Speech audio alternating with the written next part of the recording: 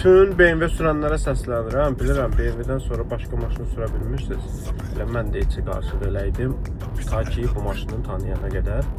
Tesla. Hər bir kəsə tövsiyə edirəm. Problemsiz maşın. Fikirləşmək qəti yoxdur avtomobildə. Hər şey anidən qaza bastınız, reaksiya gedir. Sürətiniz olur 100.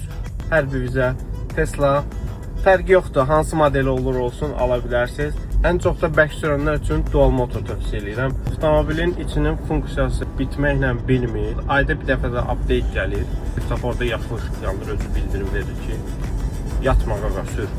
Ön sükanın isidilməsi, ön oturacaqların isidilməsi, arxa oturacaqların isidilməsi, arxa orta oturacağın isidilməsi, telefonla idarə olunması, yəni master account falan almırsınız burada. Esim dəstəkləyir. Aktiv etdikdən sonra oturmuşsunuz Türkiyədə, maşın qalıb Ağşəhərdə falan bir yerdə hardasa saxlamışsınız. Yəni, kimsə maşından nəsə götürməlidir, telefonunu rahat açırsan, götürdün, bağlayırsan, süt razı etdi. Yəni, Elon Musk həqiqətən yaradıb